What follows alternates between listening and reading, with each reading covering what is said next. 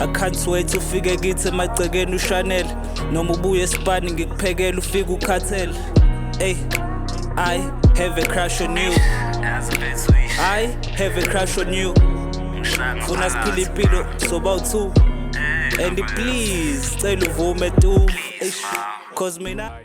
Oh, hello, hi, South Africans and internationals. I greet you all. Igama ngusine ngwakanene. But of course, ngoba wena uyi-VIP yasemhlabeni, then you get to call me under my 2K or 2K. And today I'm pulling up on the skr. I'm in Durban, njengejwayele ngizohlanganisa ikhapule ethu namhlanje. Osibhalela on the show, uvelaphi, uthe ucela ukufuniswa intokazi kuthiwa Angel, cause ubona ngathi uyingelosi empilweni yakhe. Sizoshaya iadiwele embi enzima. So you stay tuned in to see how all of that unfolds. If nayo khona umuntu ofuna sikuhlanganise naye kwezothando, ungasabi, ungahesitate, write to us on the email address down below, and the Select Africa TV is Oxeta. Please follow us on social media and remember to subscribe to our awesome YouTube channel. We've already reached 100,000 subscribers, but we're still gunning for more. So please keep subscribing, keep liking, keep sharing our content, and keep commenting down below. But without any further ado, let us go check out ikhapule namhlanje. Happy Tuesday and welcome to the show. Sinibona igama lami nguvelaphi ngakwaSithole. Into engibeka la ekhaya ngibekwe inkosazane uAngela esuke nje yasengithatha ngokwenhliziyo ngithatha ngise la ekhaya ke ngizochaza lokho. Yeah. Angela ukuthatha ngenhliziyo njeni kuphi umazela kuphi? Ukuqala wami nje ukumbona ngimbone silapha eBet Center. Uyiciko. Yebo uyiciko. Ngibona lapha eBet Center ubhizi manje into ayisuke wena sesingixaka. Lo muntu obhizi nenhliziyo yami lapha na ngoba phithizela nenhliziyo yami akezukuyilima. Uzoyilimaza phela mase up and down. Inkinga kwaba yileyo ngase ngithi ke no lo muntu ophithizela nenhliziyo yami akezophithizela eduze kwayo ke. Emagcekeni. Khona ngizomtshela cha akangaphithizeli kanjalo akazoyibamba. Enjalo nje uthola ukuthi usazophuza namanzi abandayo ke kulonhliziyo. Usiyogodola ke wena ngaphakathi lapho usiyogodola. Sengiyogodola kodwa ke ngicabanga ukuthi uthando lwakhe lofike bese life. Popo. So yini eyakenza ukuthi nje ubone ngathi uchazekile kuAngela? Le minyaka sengiyiphilile la nami njengomjida ngihamba ngihlwayela la entombini. Ake kwenzeka ngenye imini adibana nohlobo lwentombi olufane noAngela. Sabasothandweni. Nami ngagcina sengiyithola ukuthi kahle ngithanda abantu besifazana abanjani. Yabo into engishoyo. Kodwa ke ngithe mangihlangana noAngel ngoba bese liphelile lo liyathanda. Ngase ngithi ngaphakathi nangu lo muntu. Lolu hlobo lomuntu besifazana engimthandayo. Ngase ngithi ke hayi cha na kanjani kuzomela ngimazise lokho. Ngase sengithi sinqomo sokuthanda ngimazisana. So beningakaze nikhulume. Cha kwaba yilokho nje kubingelelana waphila nami ngaphila ngase ngithi ifoni wanginikeza ngoba phela naye wayebhizi yabo. Washo ukuthi angilitholiki ithuba lokuthi ngikhulume naye ngibike lokho kungakimi ehambe nakho ekubo manje ngase ngithi ngconezela ekhaya ngifike ngimnikeze lokho engakimi ehambe nakho okay. So manishintshana inamba ku WhatsApp anikhulumanga wathatha inamba nje akwazi umtext. Siyakhuluma ke ku WhatsApp kedwa ke angisumuntu okholele ekutheni abona nje ngokomthetho inyoni uyayicupha. Amen. Uyabo ebese iyafika izodla. So mayima uyicupha nje ngomlomo uyicuphele endlini nje ngizoyibamba le nyoni. Buziba. Khona WhatsApp ngiyifanisa naleyo nto kuma lokho sikhuluma ku WhatsApp inkulumo yakhe ayihlali kahle. Ngafuna ukuthi ngenze iVN u10 minutes egcine ngayilalelanga mangabe sisobabili uzokhonta izolo lento engifuna ngisho ukuthi. And sembuye ecasule nje ukushela ku WhatsApp ukuthi uzongitshela ukuthi angithanda ku WhatsApp indaba uyivila waye ungangibonisi. Angisulokele lo hlobo lomuntu. Wenza kahle. Ngisaba ngqeni. Angibese abantu besifazana. No wenza kahle. Suke sizotshala nje uthando. Luzoqhuma ke le. So ugcina uthe uyalithanda uhlobo lomuntu esifazane Angela yilo but awusichazelanga ukuthi sina simazi awusichazelanga ukuthi uyinhloboni ukanjani nje yini ekwenza ukuthi uzochazeka ukwazi umuntu kwesiswami kukabili umazi ngenhliziyo bese umazi ngeappearance so nami ngisamazi ngokweappearance yabo indlela nje akakayiphatha ngayo uthi angimbonisa ngalela langa ngilapha neBet Center ngiyabona indlela akayiphatha ngayo noma ekhuluma nabanye abantu uyabona umuntu anomoya phansi uyabona nesineke ngisibona ukuthi sikhona kula muntu esifazana konke lokho kwakushiwo indlela umuntu akagqoke ngayo because indlela umuntu akagqoka ngayo ibuye imchaze kwana ukuthi lo muntu uhlobo oluthile umuntu esifazana nalokuthi ngithanda abantu besifazana abathe ugcwana njengoba ngingekho nje umuntu ozowathi fudumeza amathambo yena ukhona wena ukho but yena ukhona umuntu ozowathi fudumeza amathambo kahle so ngase ngathi okay I know Lolu phone manje kwathi nami noma sengikhuluma naye ngicela ama-number phone indlela esaphendulana ngayo iyaxolisa kulokho engangicabanga ngayo. Okay. Noma sike sikhulume la ku-WhatsApp enza i-VN uzwe noma umoya wakho ukhuluma uthi lo muntu esifazane yini ngathi ukhuluma nale sifubeni sami. Esho kahle bese ngithi-ke cha ngasithatha lapho-ke isinqumo sokuthi ngizoke ngihlale naye phansi silidingile lolu daba. Mawucabanga umthandela ukuthi mhlawumbe ungamenza unkosikazi wakho anytime from now makuthiwa izinto nawe zakuhlanganela kahle mase ready ukuthi angazi noma usu ready noma usamthandela nje ukuthi ufuna abe girlfriend nje abe imama nje but awazi ukuthi kusasa liphetheni. Ingane iqala ikhase ihambe iqhubeke ngempilo ngasohlaneni kanjalo. Sizoqala sibe la mhlambe lokho athi sisakwenza kodwa ngikuthatha njenge talking stage. Futhi uyiphasile ngokwami. Manje sekufikelela kumele ngimbekele khona imizwa yami. Makuwukuthi into engisho uyayamukela futhi uyayizwa. Angithi sizoqala ke manje sibone siphathane kanjani ngokomjoyo. Sikhuphuke uthando luzoyihambela lona luzokwenziwa yini. Kodwa mangabe yilolu hlobo lomuntu esifazane engimbone yilo. Chana kanjani impela ngibona sengathi uzohambe wena inkomo yikababa. Last question sengizokudedela ukuthi umuntu uyangi-entertain so that's why ngibe ngikubuza imibuzo emingaka. So uthe mawukuthi nihamba kahle noAngela ungagcina umshadile ne yini engakwenza ukuthi endleleni uthi ayi ngeke bese kuyaphela njengoba usushila ukuthi nalomunye usisi wayefana noAngela kwagcina kuphelile izinto enjani wena ekwenza ukuthi udecide ukuthi no abantu besifazane bayashintsha umuntu nje in general true uyabo kungenzeka sithi sisahamba kahle kanti mhlawumbe kuzofika yena ebona abangcono sithi sisahamba kahle mhlawumbe gange ngingazi phela ngeke ngihlezi ngamgada umuntu nami lengenza izinto angeke ngimazi mangabe ngingekho la suke consequence ngithi mangeke ngabamba lelo phutha lelo into engicabanga ukuthi ngafika sisehlukanisa kakhulu iphutha lomjolo ngoba icala lomjolo awuthethi okay so mangeke ngambamba emjolweni kuzophelela lapho nanokuthi angizukwazi ukuqinisa ukuthi ngoba lolu hlobo oluthile lomuntu engimbuka uyena ngokwempatho ngokukulalela ngokuthobeka ngokwesizotha umuntu kanjalo bakwenza kamele ngihlonipha base uthando lwethu uqhubeka kuzokhona ukubambisana nabantu basekhaya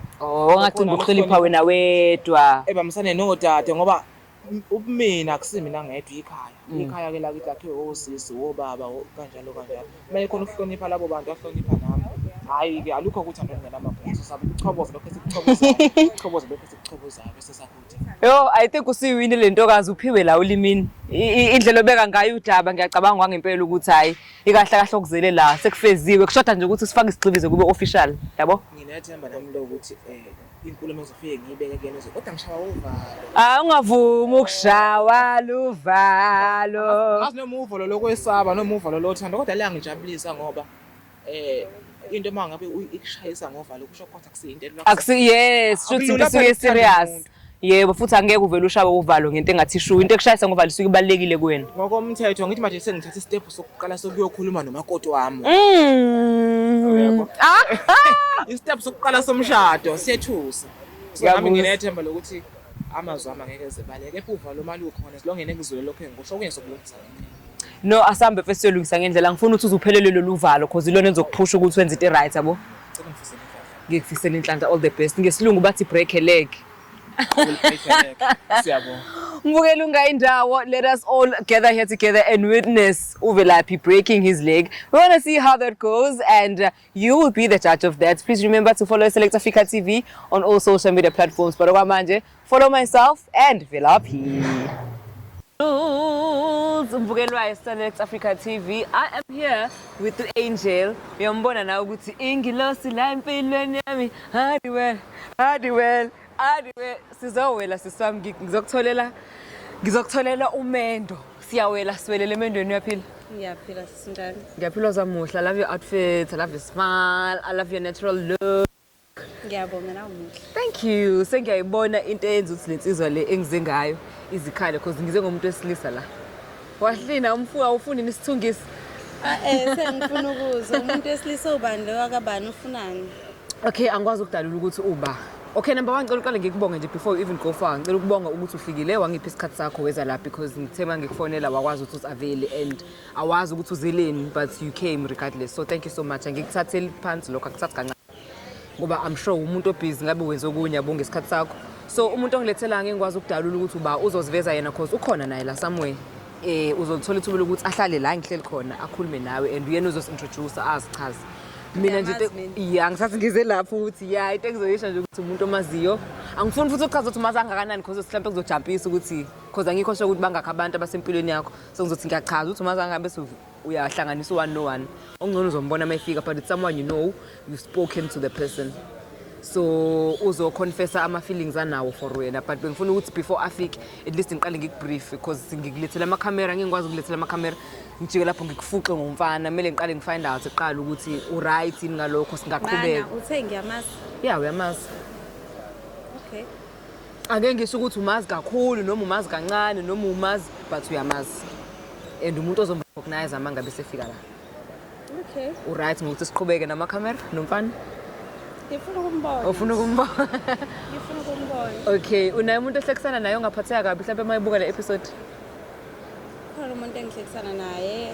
engaphatheka kabi yebo kodwa futhi engaphinde buyele nganeni because umuntu engihlekisana naye unomuntu wakhe like une-straight sakhe kahle kahle anokuthi nahlekisana nje nisuke enhleko omakhelwane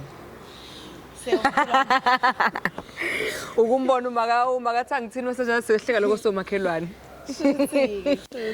alright so into akuzomele I-accept because naye unomuntu wakhe and stuff yeah okay I get that I respect you so are you looking for omunye umuntu vele or bengingambhekile yena bengingabhekile nje ukuthi ngifuna umuntu because ngiyibona ukuthi ngiright la ngikhona nje ngiyazibona nje ukuthi angishodi ndawo kodwa makukhona umuntu engimlindele mina empilweni yami umuntu o-serious because ngikhulile manje serious ezini umuntu ose-ready for even i-step somshado anytime from now ngidinga umuntu oqondile ozokwaziwa ngisho ekhaya umuntu ozoqhamuka kanjalo-ke hayi anginankinga naye but nje lokho komjolo usafuna ukudlala hayi ngiright there is why ngibone ukuthi okungcono yazini angithi vele ngajoli ngiyihlalele ngiyintshontshanele unrelated kancane ungitshele if I'm overstepping ama-boundaries ne so it might be a personal question ngike ngajajwa for ukuthi ngathi sometimes ayikho into sometimes keyword sometimes ayikho into wrong ngokuthi ube the other women in the man's life like ube iside ngoba kuya ngokuthi usuke ufunani yabo sometimes kuyenzeka ukuthi awufuni into serious nawe ufuna nje umuntu ozochithisa isizungu nibe busy but ningabi serious engakuxini because mangabe umuntu wakho ngempela serious sozofona njalo ufuna ukubona njalo yabo sile bekinhloda kuma-plans akhe and sometimes wena as the woman that's not what you want yabo but ngajajwa ke bathi abantu ngi-toxic for ukuthi why would I want to be a side chick blah blah for you what makes it appealing in enze ukuthi uzungakumind if awumind ukuphendula akunasicefe nje amen akunasicefe ku-peaceful kuthule kusethu because abantu abangithi uxabana nomuntu wakho angempela uxabana nomuntu wakho angempela so thina siyilwi la even ngisexabene naye uza kumina uze nje kwi-peace nje ngasho nje ukuthi mina ngiyi-peace yakhe naye uyi-peace yami but you might get judged for that abantu bazotshe siyayipromote leyo nto noma siyipromote we're just having a conversation but anyways let me not waste your time because umuntu esize ngaye la ilo mlethe la not the other one I was just asking out of curiosity out of 1 to 10 uredi kangakanani umbona 10 10 over 10 minus 0 honey okay let's do this don't go anywhere sasizobona ukuthi ubani ijongo stay tuned in Uyaphila? Ngiyaphila njani? Ngiyaphila. Cha. Angiqale nje ngixolise yabo. Ngokuthi ngithathe nje isikhathi ukuthi ngiphindele kuwena. Nokuthi ekuyekise lokho okwenzayo. Sizoxoxa la. Yabo? Yebo. Yeah. Kodwa akangizukuba mude kakhulu ngithi nje nawe usheshe ubone ukuthi ngifike ngani yabo. Yakhumbula sihlangana lapha lokuzaneni eBethesda. Yeah. Belonje. Yeah, sihlangana lapha kwilonje. Manje lapha ngikutholanga kahle ithuba lokuthi ngikhona ukuthi ngikhulume nawe. Ngithole nje nendlela engizoyisho ngezinto engangiyibona kuwena ngaleso sikhathi leso. Yekho ke ngicela ukuthi ake sihlangane la ngizokwazi ukuthi ngikhulume ngibeke kahle udaba lwami. Khona nawe uzobona ukuthi umisa kanjani ngale nkulumo engilethe lapha. Ngiyabuzwa siyakhuluma nje ku-WhatsApp. Ngeke uzokwazi mhlawumbe ukukhuluma ku-WhatsApp. Hayi no, ukuthi manje wena Angel into oyikhuluma ku WhatsApp.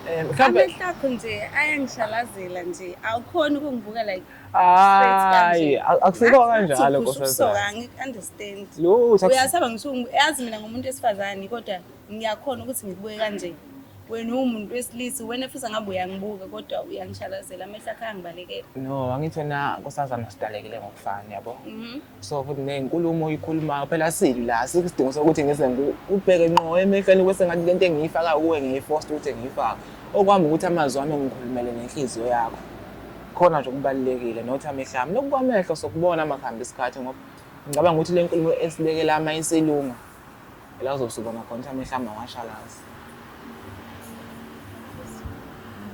so ke kahle la ngoba ngisho Nkosazana ngisithunywa senhliziyo isithunywa senhliziyo asinali icala ngenzela ukuthi kukhona konke ozokukhuluma ungabe usungigweba ukhumbule ukuthi ngisithunywa senhliziyo yonke into ezobe usuyisho izohlala enhlizweni yami inhliziyo ke indawo ebucayi iyashesha ukuthungala futhi ayivuli isikalulu so mina ngiyangithemba ukuthi ngizokhona ukuyiphatha kahle inhliziyo yakho kulokho okuncane esengikubonile nese sikukhulumile nawe nezinto osuyikhombisile ama conversation esike saba nawo mina nawe ukhombisile khona ukuthi no ikhona lento engiyifunayo kuwena kepha siseningi into kuzomela sidlule kuzona seyilungisa yabo ngiyakuzwa wena vele la uthandweni ume kanjani awungixoxele exactly my point bengisathi ngifuna ukubuza ukuthi why ungangibuzi mina ukuthi ngini kanjani ngiyabona hayi ungaqhubeka Nkosazana kwezothando mina njengoba ungibona nje nalapha ukuthi since abantu abaningi babehamba nemapartner abo ngihambela ngedwa nje yena ukhona umuntu okhona kodwa ekubeni khona kwakhe kuyafana nokuthi akekho angizwa ke leyo nkulumo awuzama ukuyicacisa ngithi ukhona umuntu okhona kodwa ekubeni khona kwakhe kuyafana nokuthi akekho ngichaza ukuthini na khona umuntu engibambisene naye kwezothando kodwa into yami naye into esifihlile because umuntu onomuntu wakhe o-straight okay ngiya-understand yeah so into yami naye ukuthi sisizana lapho nalapho okay yeah into nje efihlile So- ukuthi noma ngathiwa ngelinye ilanga ngithola umuntu engizinikela kuyena naye azinikele kumina umlisa lo oseceleni angiboni ukuthi engaba nenkinga nalokho so lokho engikukhulumayo ngamanye amazwi bengicela ukwathathe njengomuntu ozokukhulula kulesimo obhekene naso sokungabi namuntu bese simo obhekene naso sokuhamba kubuhlungu nje vele why uzokhulula as if mhlambe kubuhlungu cha akukho buhlungu kodwa ke ngisho ukuthi enhlungwini no angikho enhlungwini right no ngifuna ukuthi yana sisters lento esiyikhulumayo wena Angel uyithathe ngokuthi njoba nawe vele usingile nami ngiyithatha njengomuntu ongenamuntu yabo bengicela ukuthi mhlambe kube yilona thuba lethu leli lokuthi kube khona into esiyakhayo nawe futhi mina leli thuba lokukhuluma nawe mina ngilibuka njengenhlahla yethu sobabili ngoba nami ngiyithatha njengomuntu osingile ngicela ukuthi gala vela anginankinga nawe mina like nami khona vele into engiyifilayo ngawe kancane even from the first time ngibona laphayana ngihamba nomuntu wakho yakhona ngakubuka ngenye indlela kodwa futhi ngathi yazini athi ngiyibambe lo muntu ngayibamba-ke kwaba ukuthi so exchange inumber sizwane sikhulume njengoba sesifika la songitshela leyo nto kumina akuyona into entsha lo i-feeling vele enginayo nami ngaphakathi kumina kodwa bengishaya ukuthi angikhoni ukuthi ngikutshele lokho ngikukhulume lokho because mina umuntu ngoba usuchazile ukuthi into yeni kanjalo okay nginakho khona ukujabula kancane uma usho kanjalo shuthi uyafana nomuntu engingasho ukuthi ungowami u-free. Kodwa-ke before ngize ngibe 100% sure ngalokho, ngicela ukuthi kube nobufakazi obushoyo ukuthi wena naloya muntu into enayikho like Manje uma ufuna ubufakazi obukanjani? ubufakazi because ukuhamba naye in public nibambene yonke leyo nto niyikhaphuli ubufakazi bokuthi niyathandana. So mina ngicela ubufakazi bokuthi uthi wena anithandani naleyo muntu. Sacela ungizweke nami ukuthi ngithini. Ngoba wona udinga ubufakazi bokuthi mina ngithandani naloya muntu. Lobo bufakazi bufuna ngibenze ngaye noma ngibenze ngawe. Ngicela ukuthi benze ngami. Shothi phela wena ungasondela yini nje? Angizona? Ngithi shothi wena ungasondela yini? Ngasondela. Ungibambe njenge-milkshake. Angizona? Ungibambe njenge-milkshake.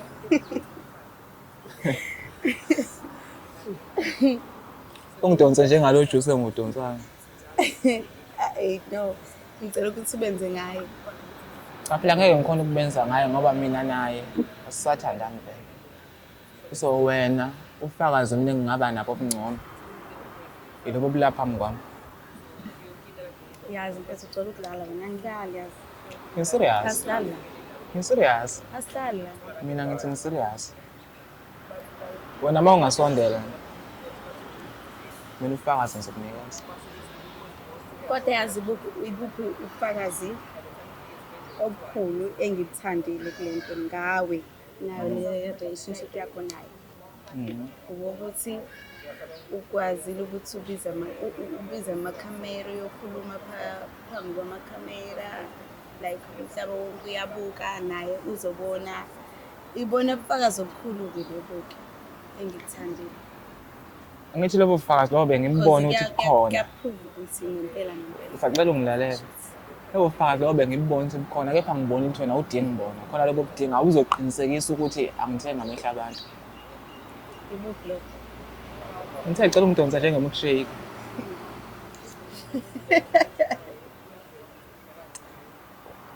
Kunzima yini?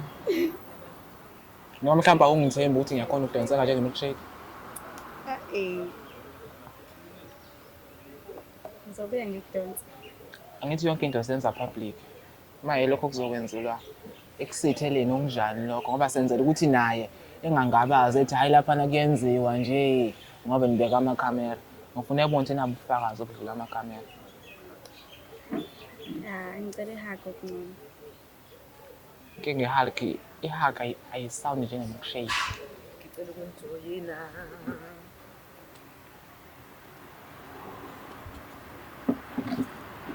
Ngiyaxolisa upedwila.